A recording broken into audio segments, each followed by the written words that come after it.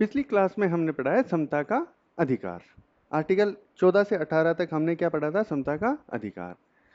अब देखो, आपको यदि लोकतंत्र वोट देने का अधिकार दे और आपसे कहे कि आप बोल नहीं सकते, कहीं जा नहीं सकते, नौकरी नहीं कर सकते, तो क्या भारत लोकतंत्र रहेगा क्या?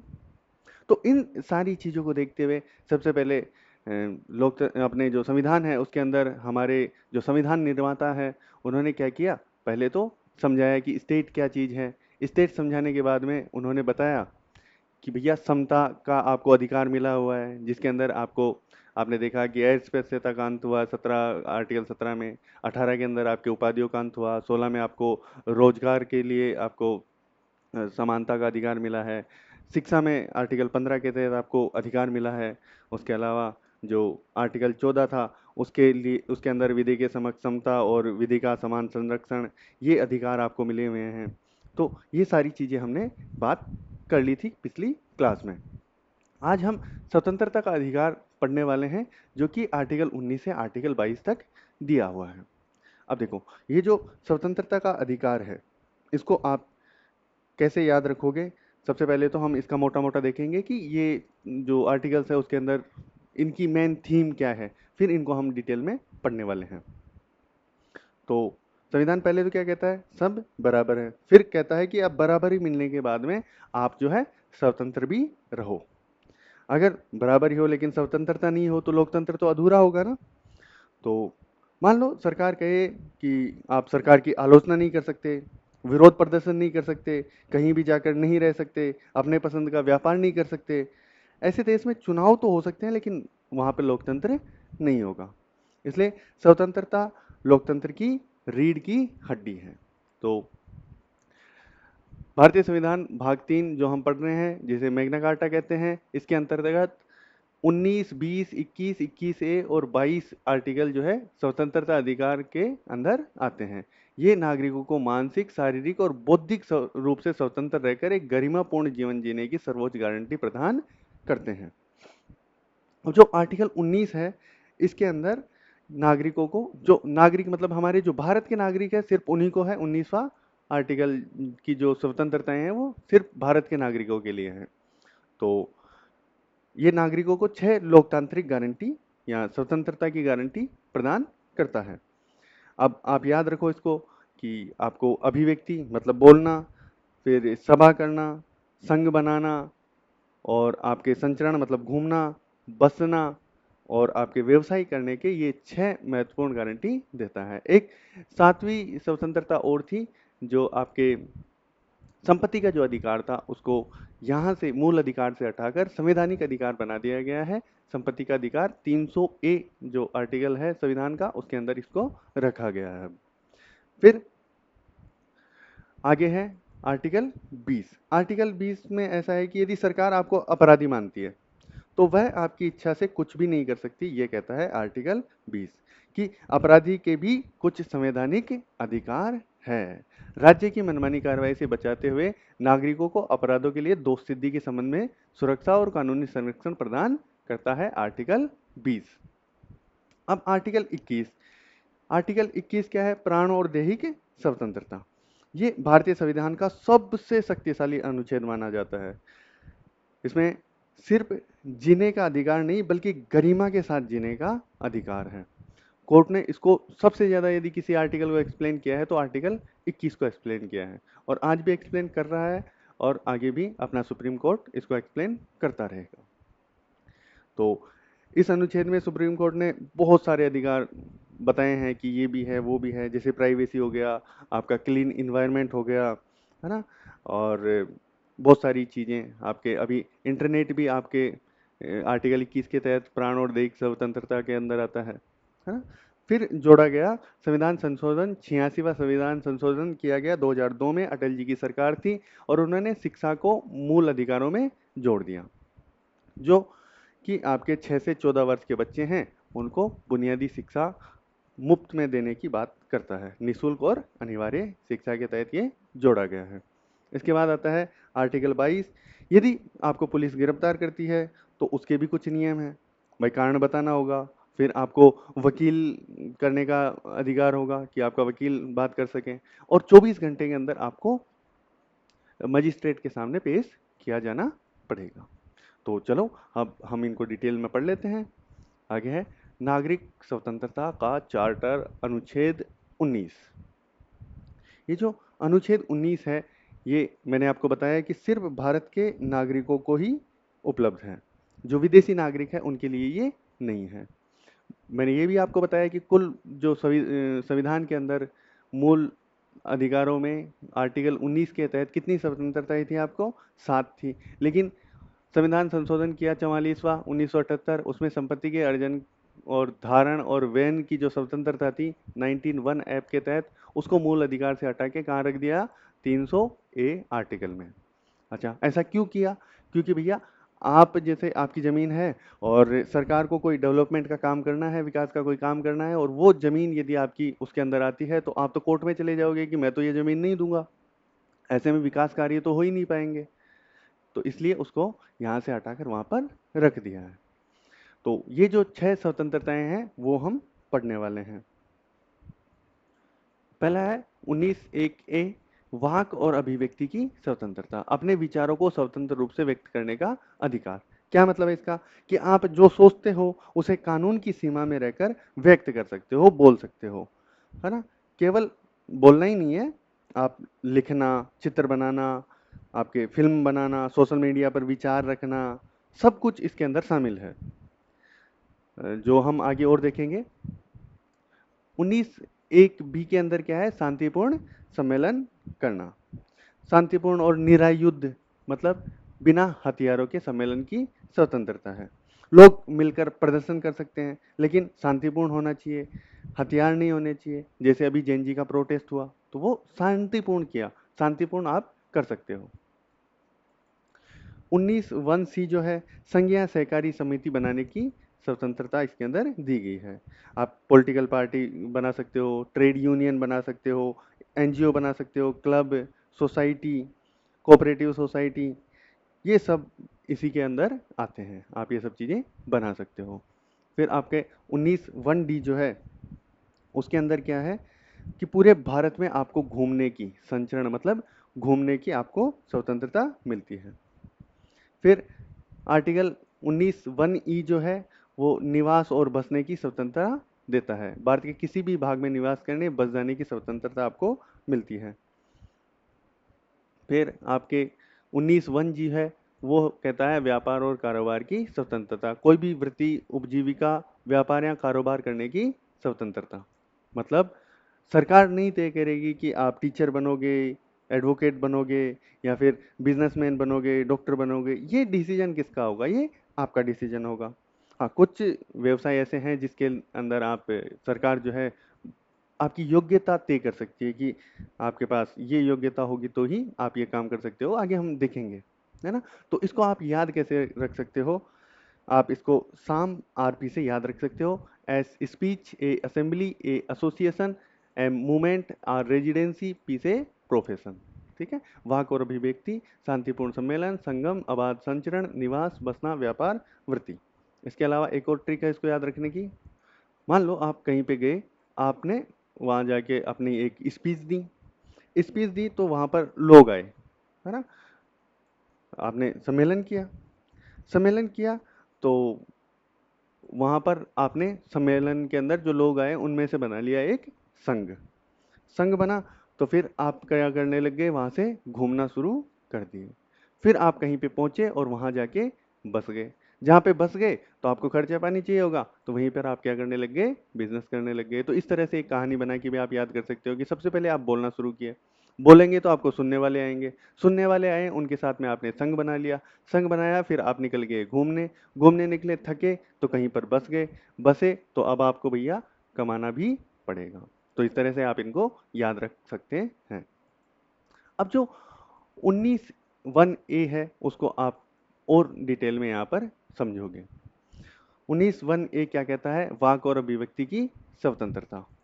इसका दायरा बहुत बड़ा है ना? इसके अंदर काफी सारी चीजें हैं कि आप जो बोल रहे हो, आप जो अपनी विचार और अभिव्यक्ति जो प्रस्तुत कर रहे हो या व्यक्त कर रहे हो, वो आप बोलकर, लिखकर, बुक लिखकर, या फिर मूवी बना के, फिल्म बना के, चित्र बना के, सोशल मीडिया पर पोस्ट करके, भाषण दे के, ऐसे काफ़ी सारे माध्यम से आप अपनी अभिव्यक्ति व्यक्त कर सकते हो। अब सुप्रीम कोर्ट ने इसमें काफ़ी सारी चीज़ें जो हैं उन्होंने इसमें ऐड की है, अपने जो डिसीजंस हैं उसमें बताया कि फ्रीडम ऑफ स्पीच जो है उसके अंदर क्या क्या चीज़ें आती हैं। सबसे पहले आता है प्रेस की स्वतंत्रता, फ्रीडम ऑफ प्रेस। अब देखो, जो अपना मीडिया है उसको, प्रेस जो है उसको हम लोकतंत्र का चौथा स्तंभ मानते हैं। साकल प्रेसवाद और बेनेट कोलमैन वाद के अंदर स्पष्ट रूप से इसको इसका हिस्सा माना गया है। और प्रेस की जो स्वतंत्रता है वो 19(1)(a) का ही हिस्सा है। अब जो ये सकल प्रेसवाद है, पेपर्सवाद है, उसके अंदर सरकार समाचार पत्रों पर नियंत्रण करना चाहती थी, लेकिन सुप्रीम कोर्ट ने कहा है कि भैया ये जो है आप इसके अंदर आप हस्तक्षेप नहीं कर सकते हो। जो समाचार पत्र है उसके ऊपर आप हस्तक्षेप नहीं कर सकते हो, ये जो है आपके फ्रीडम ऑफ एक्सप्रेशन के तहत आता है, ये एक मूल अधिकार है। ठीक है। एक और जो केस है बेनेट कोलमैन वाद, इसके अंदर क्या हुआ था कि भाई जो समाचार पत्रों के पेज, आप सरकार ने कहा कि भैया इतने ही होने चाहिए, इतने ज़्यादा जो पेज आ रहे हैं वो नहीं होना चाहिए।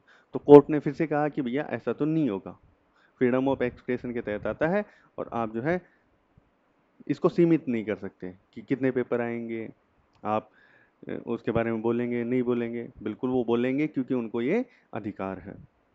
उसके बाद चुप रहने, राइट टू साइलेंस, मतलब मौन रहने का अधिकार आपको मिला है। तो जैसे कुछ बच्चे जो है आपके राष्ट्रगान के अंदर राष्ट्रगान बोल रहा है तो अपना राष्ट्रगान के सम्मान में हमें खड़ा रहना पड़ेगा, है ना, ये जरूरी है। लेकिन एक केस हुआ इमैनुअल बनाम केरल राज्य, इसके अंदर कोर्ट ने निर्णय दिया कि राष्ट्रीय गान के समय सम्मानपूर्ण मौन खड़े रहना भी अभिव्यक्ति की स्वतंत्रता है, कि आप ना बोलो, इसकी भी आपको स्वतंत्रता है। तो आप उसको ऐसे दोषी सिद्ध नहीं कर सकते कि कोई राष्ट्रगान या वंदे मातरम के टाइम पर वो खड़ा रह के बोल नहीं रहा, तो आप वो नहीं कर सकते। ये जो मोब कर रही है वो ठीक नहीं है, वो उसका अधिकार है। फिर है सूचना का अधिकार, राइट टू इंफॉर्मेशन। अब ये क्यों दिया गया, एक बार सोच के देखो। यदि सरकार सारी जानकारी छिपा ले और बताए ही नहीं, तो नागरिक अपनी राय कैसे बनाएगा कि सरकार जो कर रही है वो सही है या नहीं है। इसलिए राइट टू इंफॉर्मेशन का अधिकार हमें मिला हुआ है। तो अभिव्यक्ति की स्वतंत्रता का ये एक आधार है, राइट टू इंफॉर्मेशन। इसके लिए राइट टू इंफॉर्मेशन एक्ट 2005 में बना था, 12 अक्टूबर, याद होगा आपको। तो आरटीआई एक्ट जो है वो अलग कानून है, लेकिन उसका जो संवैधानिक आधार है वो आर्टिकल 19(a) है। फिर इसके अलावा और काफ़ी सारे अधिकार इसके अंदर दिए हुए हैं। व्यवसायिक विज्ञापन देने की स्वतंत्रता, नवीन जिंदलवाद के अनुसार सम्मान के साथ राष्ट्रीय ध्वज फहराने का अधिकार आपको मिला हुआ है। ठीक है, तो ये वाली चीज़ें हो गई। इसके बाद एक बहुत इंपॉर्टेंट केस है श्रेया सिंघल बनाम भारत संघ वाद। इसके अंदर क्या हुआ था कि आईटी एक्ट बना था 2000 के अंदर। आईटी एक्ट कब बना था, सूचना प्रौद्योगिकी अधिनियम जो है वो आई कब बना था, 2000 के अंदर बना था। इसकी धारा 66(a) जो है उसके तहत जो सोशल मीडिया पर पोस्ट करने वाले लोग हैं उनको गिरफ्तार किया जा रहा था। अब इसके अंदर कुछ शब्द लिखे हुए थे, ऑफेंसिव, अनोइंग जैसे शब्द थे, वो अच्छे से एक्सप्लेन नहीं किए हुए थे, तो उनका दुरुपयोग करने लग गई सरकार और लोगों को करने लग गए गिरफ्तार। इसलिए जो सुप्रीम कोर्ट है उसने कहा कि भैया ऑनलाइन भाषण देना, अभिव्यक्ति की स्वतंत्रता, इस पर आप प्रतिबंध जो है नहीं लगा सकते, इसलिए इसका दुरुपयोग किया जा रहा है, इसलिए इसको आप क्या कर दो, हटा दो। तो 66(a) जो धारा थी आईटी एक्ट की, उसको असंवैधानिक घोषित कर दिया कोर्ट ने। ये था श्रेया सिंघल बनाम भारत संघ वाद। आगे बढ़ते हैं। आगे आता है कि ये जो आपको स्वतंत्रताएं मिली हुई है, क्या ये आपको एब्सोल्यूट है क्या, कि भाई इसके ऊपर कोई रोक टोक नहीं है क्या। रोक टोक तो होगी, अब आप किसी के बारे में कुछ भी बोलने लग जाओ तो भैया दिक्कत हो जाएगी, है ना। उसको भी तो अधिकार मिले हुए हैं, तो आप किसी और के अधिकारों को नहीं छीन सकते, है ना। आप देश जो है उसके खिलाफ बोलोगे तो देश की जो संप्रभुता, अखंडता, एकता है वो उसके ऊपर प्रभाव डालेगा, तो वो चीज़ें भी तो सही नहीं है। इसलिए जो आपके भारतीय संविधान के अंदर इसकी एक बहुत अच्छी विशेषता है कि यह अधिकार तो देता है लेकिन समाज और राष्ट्र के व्यापक हित में उन पर युक्ति युक्त निर्बंध लगाता है, रीजनेबल रेस्ट्रिक्शन लगाता है। ठीक है, वाक और अभिव्यक्ति की स्वतंत्रता निरपेक्ष नहीं है। राज्य 19(2) के तहत 8 विशिष्ट आधारों पर इस अधिकार पर कानूनी प्रतिबंध लगा सकता है। तो वो कौन कौन से हैं? संप्रभुता और अखंडता। 16वां संविधान संशोधन 1963 द्वारा ये जोड़ा गया है कि देश की संप्रभुता और अखंडता को प्रभावित ना करे, ऐसा ही आप 19(1) के तहत जो आपको वाक और अभिव्यक्ति की स्वतंत्रता मिली हुई है। फिर आता है राज्य की सुरक्षा, वो चाहे आंतरिक सुरक्षा हो या फिर बाह्य सुरक्षा। ऐसा अगर उससे कोई खतरा डाल रहा है कोई अपने भाषण से, तो ऐसे भाषण देने से रोका जा सकता है। जैसे अभी सोनम वांगचुक को गिरफ्तार कर लिया गया था कि जो है राज्य की सुरक्षा के लिए खतरा है, इसलिए हम इनको गिरफ्तार कर रहे हैं। फिर विदेशी राज्यों से मैत्री संबंध। भाई आप वाक और अभिव्यक्ति की स्वतंत्रता के नाते ऐसे तो नहीं कर सकते कि आप कहीं रिश्ते खराब कर दें। आप किसी देश के शासक के बारे में, किसी देश के बारे में ऐसा कुछ बोल दो जिससे हमारे जो रिश्ते हैं वो खराब हो जाए। तो हमें तो भाई डील्स करनी है उनसे, हमें उनके साथ व्यापार करना है, तो आप ऐसा नहीं बोल सकते। लोक व्यवस्था, समाज में शांति और कानून व्यवस्था बनाए रखनी है। ये सरकार का काम ही क्या है? लोक व्यवस्था बनाना। यदि आप बाधा या अड़चन जो है वो ला रहे हो, तो भैया उसमें भी आप पे रोक लगाई जा सकती है। शिष्टता और सदाचार, अश्लीलता और अनैतिकता फैलाने वाले विचारों पर रोक लगाता है। न्यायिक अवमानना, न्यायपालिका जो है उसकी गरिमा को ठेस पहुंचाने वाले बयानों पर रोक है। ठीक है, जो न्यायिक अवमानना है वो तो हम अलग से और पढ़ेंगे, जब हम न्यायालय पढ़ेंगे तब आर्टिकल दिया हुआ है इसके लिए अलग से। फिर मानहानि, किसी व्यक्ति की प्रतिष्ठा को झूठे बयानों से क्षति आप नहीं पहुंचा सकते। अपराध उद्दीपन, आप कुछ ऐसा नहीं बोल सकते, आप किसी को उकसा रहे हो कि भाई उससे वो अपराध करने के लिए विवश हो जाए, है ना, तो ऐसा भी आप नहीं बोल सकते। तो ये आर्टिकल 19(2) के तहत जोड़ी गई 8 आधार हैं, ग्राउंड्स ऑफ रेस्ट्रिक्शंस है, जिसके आधार पर आपको बोलने और अभिव्यक्ति से आपको रोका जा सकता है। फिर अन्य जो स्वतंत्रताएं आपको मिली हुई है उनके ऊपर भी कुछ रेस्ट्रिक्शंस हैं, जैसे कि सम्मेलन की स्वतंत्रता आपको मिली हुई है लेकिन हमेशा शांतिपूर्ण होना चाहिए और आपके बिना हथियारों के होना चाहिए। तो इसके बाद ये जो सम्मेलन के आधार पर जो संप्रभुता, अखंडता और लोक व्यवस्था जो है उसके तहत आपके ऊपर प्रतिबंध लगाया जा सकता है। फिर संघ बनाने की जो स्वतंत्रता आपको मिली हुई है 19(1) के तहत, इसके अंदर आपके 19(4) के तहत आपके प्रतिबंध लगाए गए हैं। भारत की संप्रभुता, अखंडता, लोक व्यवस्था, सदाचार, है ना। उसके अलावा जो आपके अनुच्छेद 33 में दिया हुआ है कि सशस्त्र बल, पुलिस, खुफिया एजेंसी और जो कर्मचारी हैं उसके उनके जो ये संघ बनाने की जो स्वतंत्रता है उसके ऊपर रोक लगाती है। संचरण और निवास की स्वतंत्रता, आप जो है ऐसे तो नहीं कर सकते कि कहीं भी जाके बस गए, आप जो एसटी वाला जो एरिया है वहां पर जाकर नहीं बस सकते, है ना। तो ऐसे काफ़ी सारी चीज़ें हैं। पूर्वोत्तर के अंदर जो है इनर लाइन परमिट की ज़रूरत होती है, यदि आप घूमने जाते हो वहाँ पर तो परमिट आपको लेना पड़ता है। उसके अलावा कोर्ट ने कुछ और जो है रहने और बसने की स्वतंत्रता पर रोक लगाई है, जैसे जनसाधारण के हित में आपका होना चाहिए, है ना, साधारण जनता के हित में होना चाहिए। और उसके अलावा जैसे बम्बई हाई कोर्ट ने ऐसे कहा था कि एड्स से पीड़ित जो व्यक्ति है उनको आप रोक सकते हो कहीं और जाके बसने से।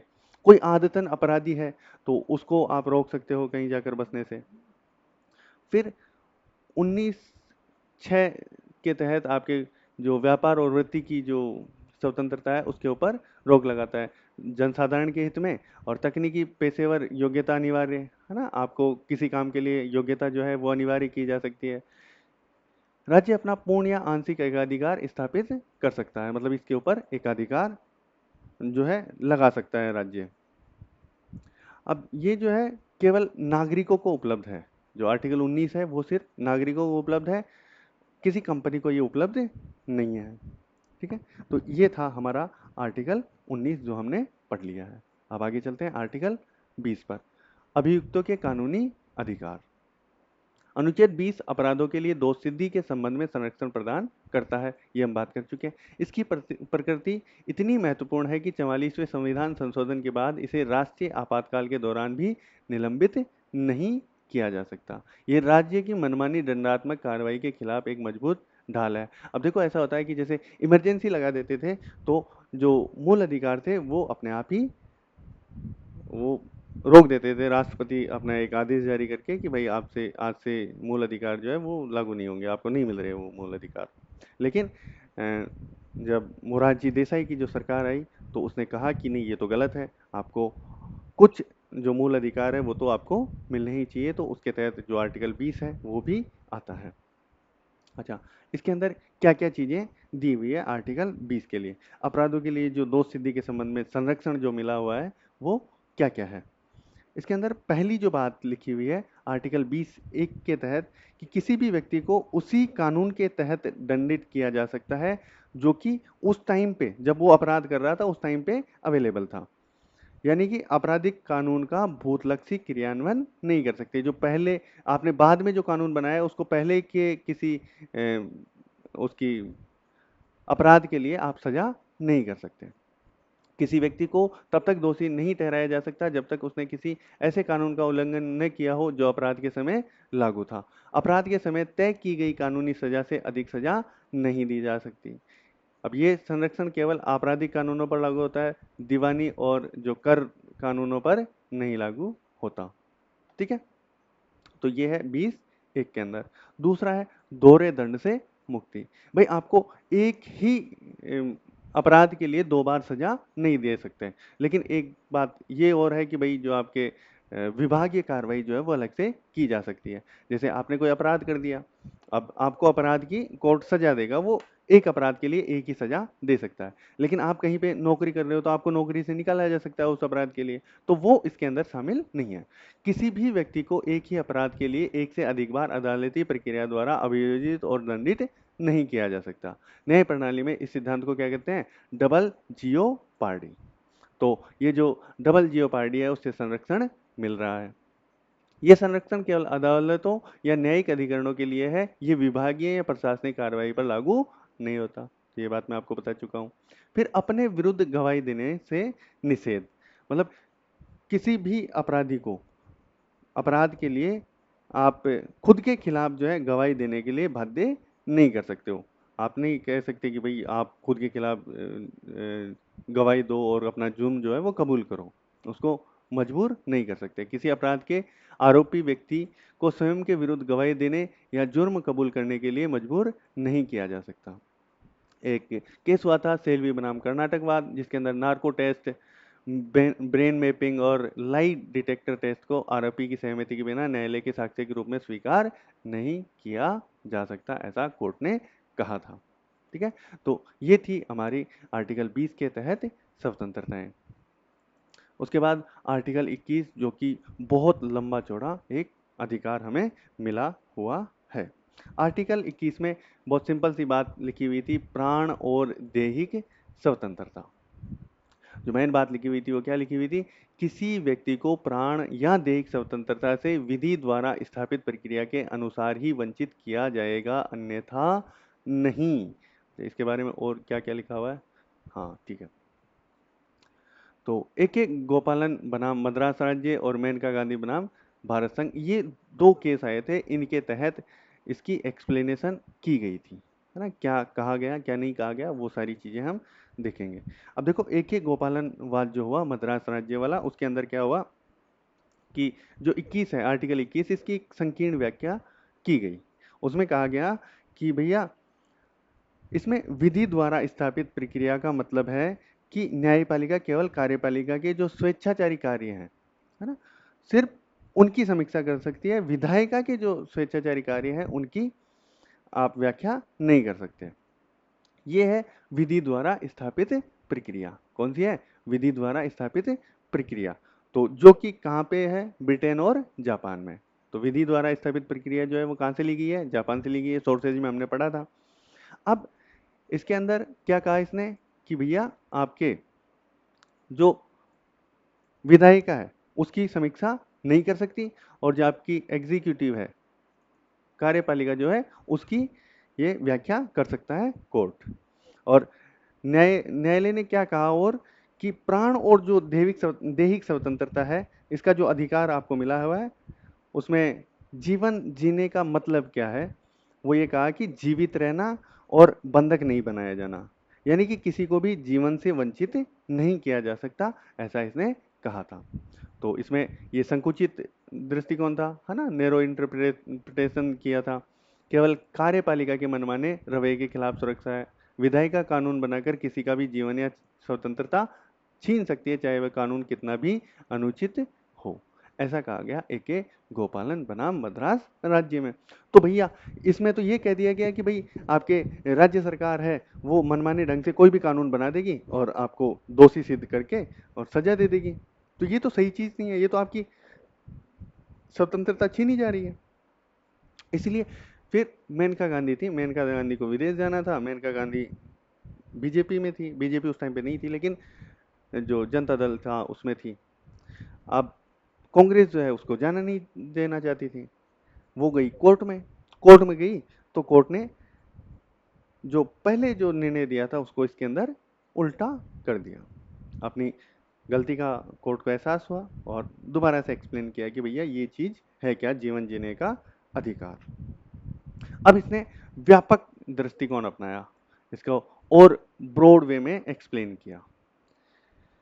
तो क्या कहा कि जो विधि द्वारा स्थापित प्रक्रिया है, विधि द्वारा स्थापित जो प्रक्रिया है वो विधि की सम्यक प्रक्रिया, विधि की सम्यक प्रक्रिया कहाँ पे अपनाई जाती है, USA के अंदर अपनाई जाती है। विधि की, अमेरिका की विधि की सम्यक प्रक्रिया, ड्यू प्रोसेस का समावेशन इसके अंदर किया गया। इसका क्या मतलब है कि न्यायपालिका, कार्यपालिका और विधायिका, आपकी जो कार्यपालिका है और विधायिका है, इन दोनों के जो स्वेच्छाचारी कार्य हैं उनकी समीक्षा कर सकती है।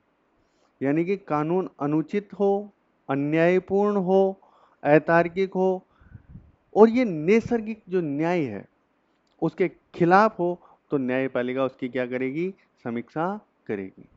तो ये कार्यपालिका और विधायिका दोनों की मनमानी के खिलाफ सुरक्षा प्रदान करता है। ठीक है, ये बात मैं आपको बता ही चुका हूं कि नया सिद्धांत दिया, विधि की जो स्थापित प्रक्रिया है उसको विधि की सम्यक प्रक्रिया से इसने लिया। ठीक है, जीवन जीने का अर्थ इसके अंदर बताया कि केवल पशुवत अस्तित्व नहीं बल्कि मानवीय गरिमा के साथ जीवन जीना ही जीवन जीना है। तो इस तरह से न्यायपालिका ने अपने जीवन जीने के अधिकार को और व्यापक बना दिया। न्यायपालिका ने माना कि भाई जीवन जीना वो नहीं है कि आप जी रहे हो, जीवित रह रहे हो, सांस ले रहे हो, है ना, पशु की तरह, ये काम तो पशु भी कर रहा है, तो ये आपका कोई जीवन नहीं है। तो फिर जीवन क्या है? जीवन को बताया न्यायपालिका ने कि जीवन का अर्थ है मानवीय गरिमा से युक्त जीवन, संपूर्ण गुणवत्तापूर्ण मूल्यवान अर्थवान जीवन होना चाहिए। गरिमापूर्ण जीवन जीने के लिए बहुत सारी चीजें न्यायपालिका ने इसमें ऐड की। देखो, निजता का अधिकार, right to privacy, KS Puttaswamy बनाम भारत संघवाद 2017 में हुआ। इसमें 9 जजों की बेंच ने सर्वसम्मति से इसको एक पूर्ण मौलिक अधिकार घोषित किया। मेनका गांधी के जो वाद था उसके अंदर पासपोर्ट जब्त होने पर कोर्ट ने इसे मौलिक अधिकार माना कि पासपोर्ट जो है मौलिक अधिकार है, विदेश यात्रा करना आपका मौलिक अधिकार है। स्वच्छ पर्यावरण का अधिकार, MC मेहतावाद में कोर्ट ने प्रदूषण मुक्त जल और वायु के अधिकारों को जीवन के अधिकार का हिस्सा माना। आजीविका का अधिकार, ओल्गा टेलिस बनाम बॉम्बे नगर निगम विवाद था, उसके अंदर गरिमापूर्ण जीवन जीने को आवश्यक माना। पसंद के व्यक्ति से विवाह करना, हदियावाद हुआ था। सपीन जहां बनाम अशोकन KM 2018 का एक केस था, उसके अंदर जीवन साथी चुनने का अधिकार जो है वो आर्टिकल 21 के तहत माना गया कि जीवन साथी चुनने की स्वतंत्रता है। इसके अलावा और बहुत सारी चीजें, स्वास्थ्य और चिकित्सा सहायता, एकांत कारावास, हथकड़ी लगाने के विरुद्ध त्वरित सुनवाई का अधिकार, और अभी तो आपका इंटरनेट और जो फुटपाथ पर चलना है ये भी आर्टिकल 21 के तहत आपका स्वतंत्रता का अधिकार है। तो मुझे लगता है आपको आर्टिकल 21 बहुत अच्छे से समझ में आ गया होगा। हम आगे बढ़ते हैं। आगे 21A के तहत सभी के लिए अनिवार्य शिक्षा का प्रावधान किया गया है। शिक्षा के बिना एक गरिमापूर्ण जीवन की कल्पना नहीं की जा सकती, इसलिए शिक्षा को एक मौलिक अधिकार का दर्जा दिया गया है। अब संवैधानिक प्रावधान और संशोधन किस तरह से हुआ? 21 एक घोषणा करता है कि राज्य 6 से 14 वर्ष की आयु के सभी बच्चों को निःशुल्क और अनिवार्य शिक्षा प्रदान करेगा। ये 86वें संविधान संशोधन 2002 मैंने बताया अटल जी की सरकार के अंदर संविधान में जोड़ा गया। पूर्व में ये क्या था? डीपीएसपी के अनुच्छेद 45 के हिस्सा था, आज भी है वहां पर। तो अब ये इसका क्रियान्वयन और प्रभावी कब हुआ ये? तो जब मनमोहन सिंह जी की सरकार थी तो उन्होंने आरटीई एक्ट 2009 पारित किया और 1 अप्रैल 2010 से पूरे देश के अंदर ये प्रभावी हो गया। मूल कर्तव्य के अंदर भी 86वें संविधान संशोधन के तहत इसको जोड़ा गया कि भाई 51A के तहत का 11वां जो मूल कर्तव्य बनाया गया है कि जो अभिभावक है, बच्चों के जो माता पिता है या उनको जो पालने पोसने वाले जो भी हैं, उनका कर्तव्य है 6 से 14 वर्ष के बच्चों को शिक्षा के अवसर प्रदान करना। ठीक है, तो ये तो आपको आता ही होगा। आर्टिकल 22 जो है ये कहता है गिरफ्तारी के विरुद्ध सुरक्षा है आपको मिली हुई है। तो जैसे भारत का नागरिक हो या विदेश नागरिक हो, उसको पुलिस मनमाने ढंग से उस पर पुलिस कार्रवाई नहीं कर सकती। उसके लिए कुछ विधिक सुरक्षा जो है मिली हुई है। ये 2 प्रकार की हिरासत से संबंधित है। पहला तो ये है दंडात्मक निरोध और एक निवारक निरोध। निवारक निरोध को हम आगे पढ़ेंगे, पहले हम दंडात्मक निरोध को देख लेते हैं। तो गिरफ्तारी के समय व्यक्ति को 3 अधिकार मिले हुए हैं, है ना? दंडात्मक निरोध के तहत व्यक्ति को कितने अधिकार मिले हुए हैं? 3 अधिकार मिले हुए हैं। पहला तो गिरफ्तारी का कारण जानने का अधिकार, दूसरा है कानूनी सहायता प्राप्त करने का अधिकार और 24 घंटे में मजिस्ट्रेट के सामने पेश करने का अधिकार। तो ये 22 1 2 3 ऐसे है, 3 इसके अधिकार हो गए।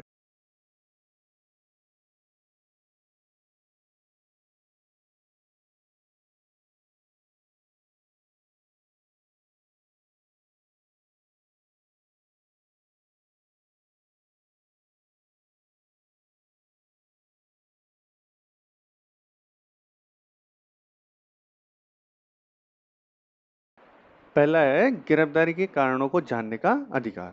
पुलिस को गिरफ्तार करते समय कारण बताना अनिवार्य है। दूसरा, कानूनी सहायता का अधिकार। गिरफ्तार व्यक्ति को अपनी पसंद के वकील से परामर्श करने और बचाव करने का पूरा अधिकार है। और तीसरा और सबसे इंपॉर्टेंट, गिरफ्तार व्यक्ति को गिरफ्तारी के 24 घंटे के भीतर निकटतम मजिस्ट्रेट के समक्ष प्रस्तुत करने जाने का अधिकार है। इन 24 घंटों में यात्रा की जो अवधि है वो काउंट नहीं की जाती।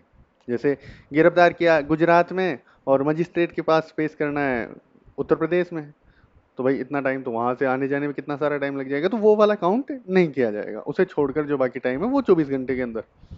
मजिस्ट्रेट आगे हिरासत की अनुमति नहीं देता है तो व्यक्ति को रिहा करना पड़ेगा। तो ये तो है दंडात्मक निरोध। दूसरा आता है निवारक निरोध। निवारक प्रिवेंटिव डिटेंशन। क्या मतलब है इसका, निवारक निरोध का? तो ये वाला जो गिरफ्तारी के विरुद्ध जो आपको ये अधिकार मिला हुआ है आर्टिकल 22 के तहत, ये 2 टाइप के लोगों को नहीं मिलता। एक तो शत्रु देश का कोई नागरिक हो, है ना, या फिर कोई ऐसा व्यक्ति हो जिसको निवारक निरोध के तहत, प्रिवेंटिव डिटेक्शन के तहत, जैसे अपना यूएपीए है, ऐसे काफी सारे हैं, है ना, निवारक निरोध अधिनियम वगैरह ये। तो उनके तहत यदि किसी को गिरफ्तार किया जाता है तो उनको ये अधिकार प्राप्त नहीं है। लेकिन उनके लिए भी कुछ अधिकार तो दिए हुए हैं, है ना। उसके अंदर क्या क्या है कि उसको आप ज्यादा से ज्यादा 3 महीने जो है आप उसके अंदर वो कर सकते हो, निरुद्ध कर सकते हो। अब ये उसके अलावा दूसरा जो है कि जो निरुद्ध व्यक्ति है उसकी गिरफ्तारी का कारण बताया जाना चाहिए उसको भी। लेकिन आप ऐसा कर सकती है, पुलिस ऐसा कर सकती है कि भाई जनहित में ना बताए तो हो सकता है ना बताए। तीसरा जो है, जो निरुद्ध व्यक्ति है वो अपने प्रतिनिधि के माध्यम से कोर्ट में जा सकता है। जैसे अभी सोनम वांगचुक जी को यूएपीए की धारा के तहत गिरफ्तार कर लिया गया, तो उनको कारण नहीं बताया गया, तो जनहित में कारण नहीं बताया जाए ऐसा अधिकार है पुलिस के पास।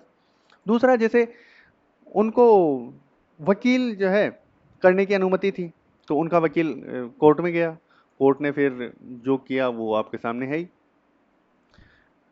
कारण वाली हो गई, और 3 माह से ज्यादा निरुद्ध नहीं रख सकते। इसको भी वैसे चेंज कर दिया, 44वां संविधान संशोधन किया गया था, उसके तहत ऐसे कर दिया गया था कि 3 महीने से करके 2 महीने कर दो, लेकिन उसको लागू नहीं किया गया अभी, है ना।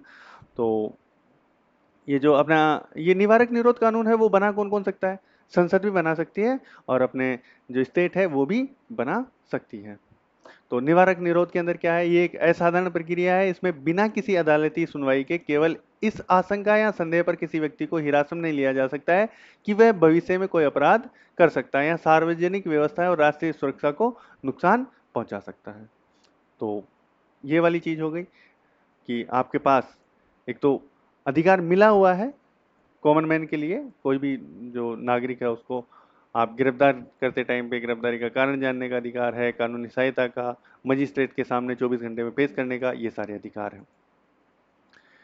अब ये जो है इसके थोड़ी सी चीजें कि भाई प्रिवेंटिव डिटेंशन एक्ट के अंदर क्या क्या चीजें हुई है, इसका मूल उद्देश्य क्या है।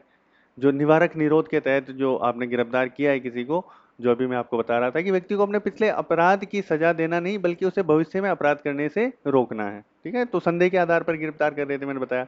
ये देश की आंतरिक सुरक्षा और लोक व्यवस्था के लिए एक अनिवार्य साधन है। संवैधानिक सुरक्षा उपाय, इसके लिए क्या क्या किया गया है? संविधान सलाहकार बोर्ड बनाया गया है, एडवाइजरी बोर्ड, बिना सिफारिश के 3 महीने से अधिक हिरासत में नहीं। हाईकोर्ट के न्यायाधीश या योग्य व्यक्ति शामिल इसके अंदर होते हैं, जो सलाहकार बोर्ड होता है। 44वें संविधान संशोधन से 2 माह की सीमा तय की गई है, लेकिन वो लागू नहीं हुई है। आधारों की सूचना, भाई आपको बताना पड़ेगा कि निरोध किस आधार पर किया गया है, लेकिन लोक हित में आप वो जो है नहीं बताओ तो चलेगा। प्रतिवेदन का अधिकार, मतलब अपना पक्ष रखने के लिए वो कोई अपना व्यक्ति जो है भेज सकता है ना, उसको अवसर दिया जाएगा। मीसा, टाडा, पोटा, यूएपीए, एनएसए, ये ऐसे काफी सारे कानून थे। अभी जैसे यूएपीए, एनएसए जो है ये चल रहे हैं। मीसा इसको निरस्त कर दिया गया, टाडा और पोटा है इसको भी निरस्त कर दिया गया है।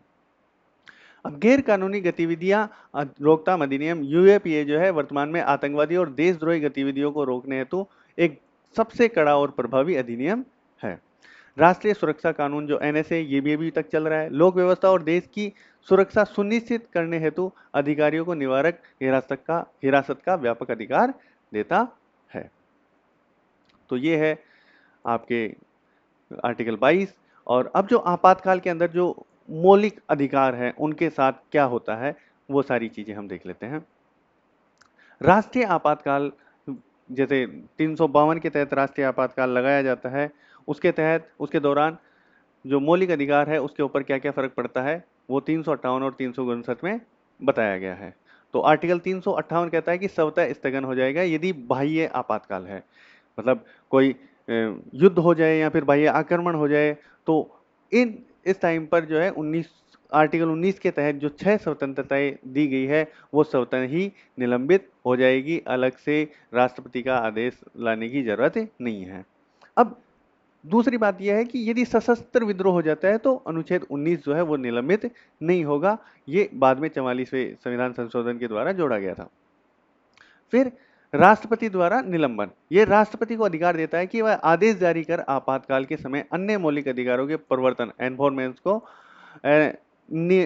निलंबित कर सकता है। मतलब ये जो अधिकार है वो समाप्त नहीं होते, केवल न्यायालय जाने का जो अधिकार है वो रुकता है, जो आर्टिकल 32 के तहत आपको मिला हुआ है। 44वां संविधान संशोधन, आपातकाल के दौरान हुए जो दुरुपयोग हुए थे उसके जो चीजें थी उसके लिए 44वां संविधान संशोधन जो है एक सुरक्षा कवच की तरह आया, है ना। अब इसके अंदर क्या क्या चीजें हैं? राष्ट्रपति किसी भी परिस्थिति में अनुच्छेद 20 दोस्ती से संरक्षण और अनुच्छेद 21 जीवन के अधिकार को निलंबित नहीं कर सकता। भाई कैसा भी आपातकाल लगा दो, नागरिकों को जीवन और न्याय का पूरी तरह से अधिकार है। तो ये चीजें हैं, बाकी हम आगे और पढ़ेंगे। अपने शोषण के विरुद्ध अधिकार से कल स्टार्ट करेंगे, और अगली 2 क्लास में हमारे जो मूल अधिकार है वो खत्म हो जाएंगे। 2 क्लास के अंदर डीपीएसपी खत्म कर लेंगे, फिर आ जाएगा अपने राष्ट्रपति। तो जल्दी राष्ट्रपति जी आने वाले हैं। अब आज हमने क्या पढ़ा है उसका रिवीजन कर लेते हैं। आर्टिकल 19 है, हमें स्वतंत्रताएं मिली हैं, वाक सम्मेलन, संघ, संचरण, निवास, व्यापार की गारंटी हमें मिलती है। इसके लिए जो है ये सिर्फ केवल नागरिकों के लिए है। 19/2 से 19/6 तक जो है संप्रभुता, लोक व्यवस्था, ऐसे काफ़ी सारे तार्किक प्रतिबंध लगाए जा सकते हैं।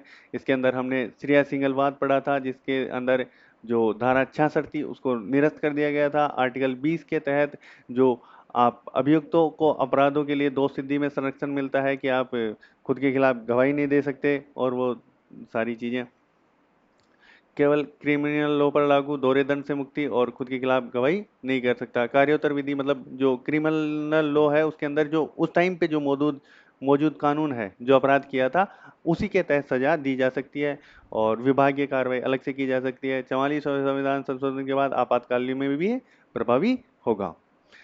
आर्टिकल 21 क्या कहता है? प्राण और दैहिक स्वतंत्रता। इसको बहुत ज़्यादा अच्छे से अपना कोर्ट टाइम टाइम पर समझाता रहता है। मेनका गांधीवाद के अंदर विधि की सम्यक प्रक्रिया स्थापित की गई थी, है ना। आर्टिकल 21 से 6 से 14 वर्ष के बच्चों को निःशुल्क और अनिवार्य शिक्षा 86वें संविधान संशोधन के तहत 2002 में जोड़ा गया, और RTE right to education act जो है 2009 में लागू हुआ।